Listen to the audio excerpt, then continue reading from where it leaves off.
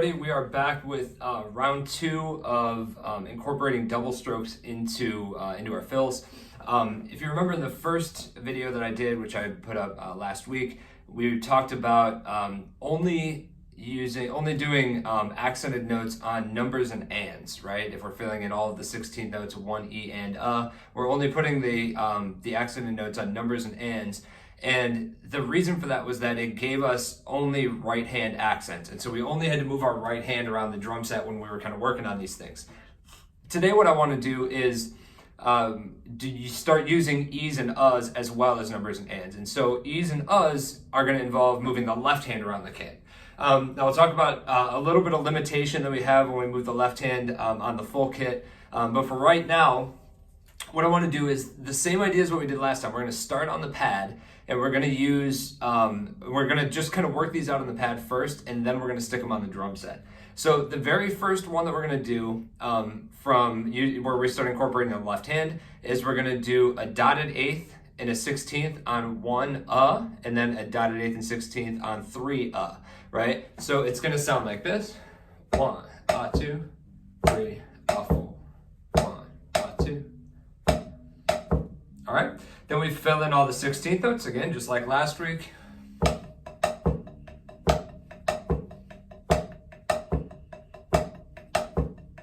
Okay. And then we add in all of the double strokes.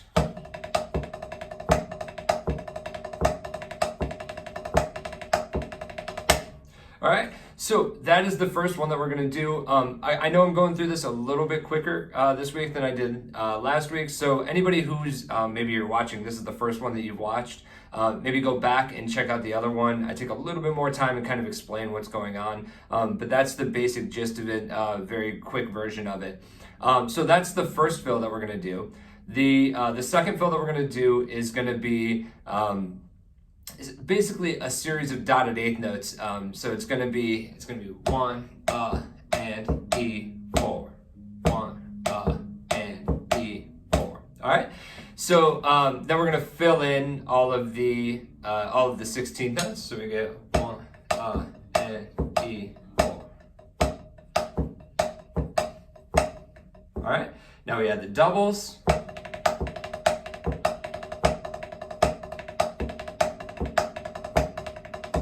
All right, cool. So keen observers may notice that one specifically uses a whole bunch of 5-stroke rolls, and I'm going to kind of talk about that when we get on the kit and what that means for other fills maybe that don't use that exact rhythm.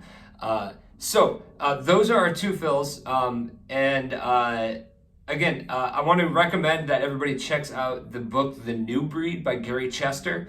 If you're looking for more kind of fills to work through, that's a great book to have. It's just a series of measures with rhythms on them, right? And the book itself is meant to work more on coordination and kind of like incorporate like reading these measures and putting them in different parts of your groove.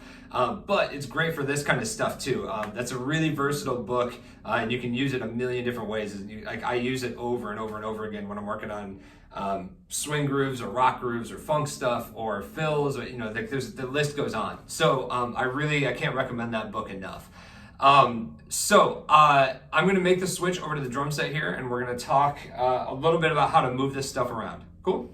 So we're going to start off again with that very first fill that we did, and we're going to go through the same process that we did last time. So we're going to start off. We're just going to play it on the snare drum, right? So without the doubles on the snare drum. So 1.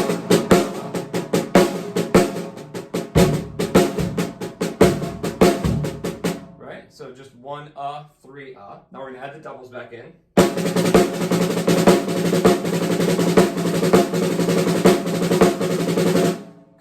And now we're going to start moving it. Now here's where we get into a little bit of a bind, especially starting off on these. The left hand, again, you can see I'm using a four piece here. So the left hand, I only move up to the high tom or to cymbals on the left side. I don't try and do a crossover when I'm first working on these fills.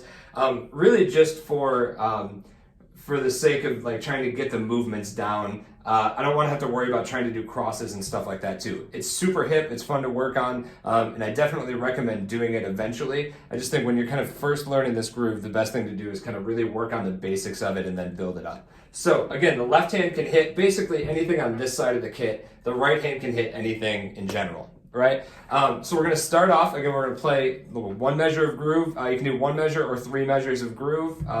And then we're gonna put that fill in there with the doubles, right? So the groove goes.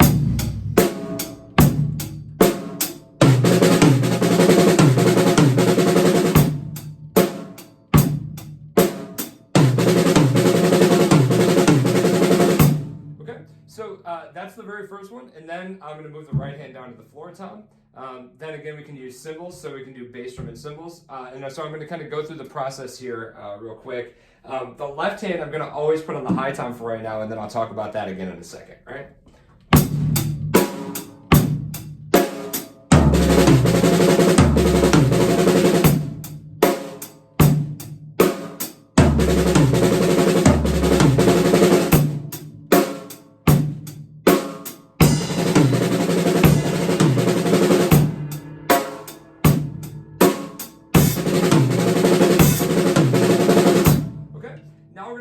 Again, I'm only going to put it on this side of the kit.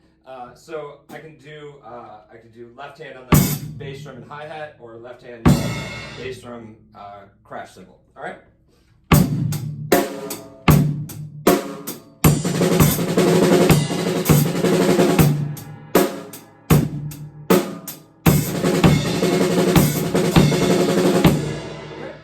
And then just kind of experiment with that. Come up with as many different ways to move that around the kit as you can.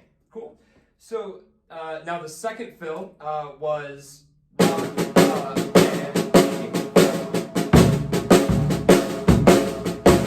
right. So we're going to add the doubles back in there. Okay. So now we put the groove in, and again I'm going to go to all high tom, and then I'm going to move just my right hand to the floor tom. So I would just start off with those two, and then we'll regroup and we'll go back to the cymbals. So all on the high tom the first time, and then right hand on the floor tom, left hand on the high tom for the second time.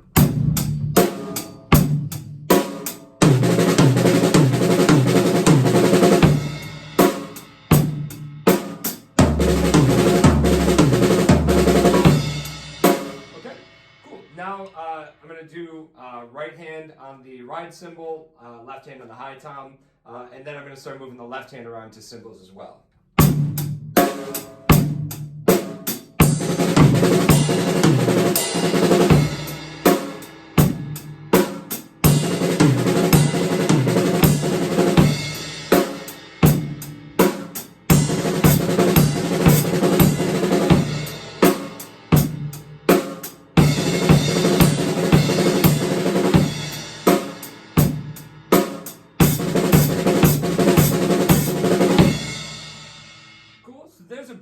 Options for those two. Again, if you have the new breed, you can check out a whole bunch of different measures that you can kind of mess around with and see how you can get them to lay in different cool ways. That's mostly on pages like 2A, 2A, 2B, 3A, 3B, 4A, 4B. They start getting pretty complex as you get further along, but they can be pretty cool. So it's worth kind of checking through them and just kind of goofing around with them.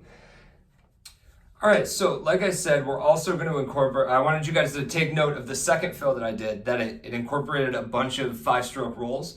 I'm going to just talk really quick and then show you guys really quick some things that we can kind of do with 5-stroke roll. Basically, what happens is a 5-stroke roll can get you from a right-hand accent to a left-hand accent, or vice versa, right? So any fill that I do where I'm going...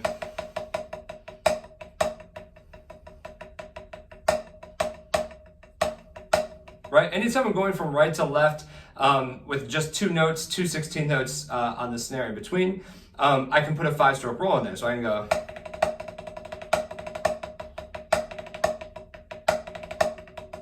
Right? And that kind of gets us into something that I want to make sure that I talk about is that I don't necessarily put double stroke rolls through the entire measure every time. I do that when I'm kind of working out new fills for the first time as a way to make sure that I am capable of putting a double stroke anywhere within that measure.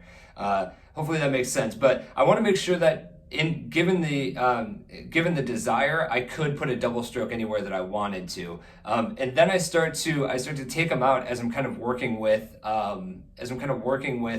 different fills and making them my own. I take some doubles out so that I'm not just playing a straight double stroke roll through an entire measure with accents in it. So I'm going to spin it back around to the drum set here really quick and kind of show you guys just what I'm talking about here with that 5-stroke roll thing. So give us 1 second, we're going to jump back over to the drum set. All right, so like I was saying, that 5-stroke roll can get us from a right hand accent to a left hand accent, right? So if I go, right, if I take that fill, that was right, something along those lines. I'm just going to put a 5-stroke roll between the first right hand and left hand accent. Right? So again, I can use that to get around any way I want. If I put the first note on the E of 1, right? That's 1 E, 2, 3 E, 4, right? Right, I can put that 5-stroke in. Again, that gets me from a left-hand accent to a right-hand accent, right?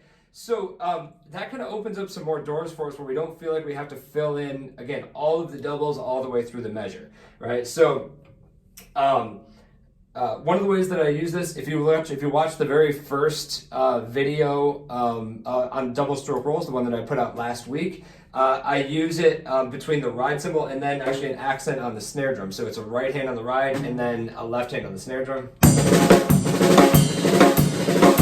Right? Right? So that, again, that gets us a right hand accent to a left hand accent.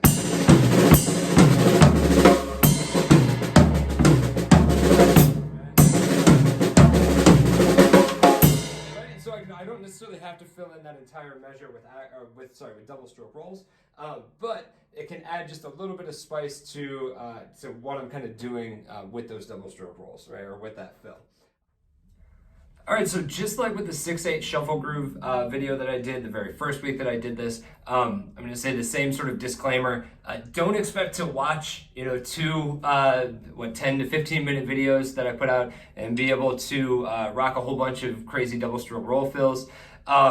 It's going to take some time. It's going to take some practice. All of this stuff is going to take time and practice. Everything that I do a video on, but it's time that's worth spending doing these things. It's a lot of fun. It's a lot of fun to practice them, and they can really kind of like take your playing to the next level. So again, at the end of the last video, I put up another kind of overhead drum clip or overhead video, and I'm going to do the same thing on this one, where you can kind of see some of the double stroke roll stuff that I do in different contexts. Some where I'm doing just right hand stuff, somewhere I'm doing right and left, so that you can kind of see how I use it and how it can be kind of effective in building up energy and excitement and kind of transporting your fills into a new level of kind of interest, right? So again, I want to thank you all for watching these videos. I want to thank you all for sharing the videos if you have been sharing them, and if you haven't been sharing them, please start sharing them. I'd also like to thank Music Around Toledo again for letting me use this space. Super generous. Please check out their website, musicaroundtoledo.com. And I'd also like to thank Innovative Percussion, right? The best sticks and mallets on the market. So thank you again. Please like these videos. Please share these videos. Watch them as many times as you need to. And thank you. And I will see you guys soon.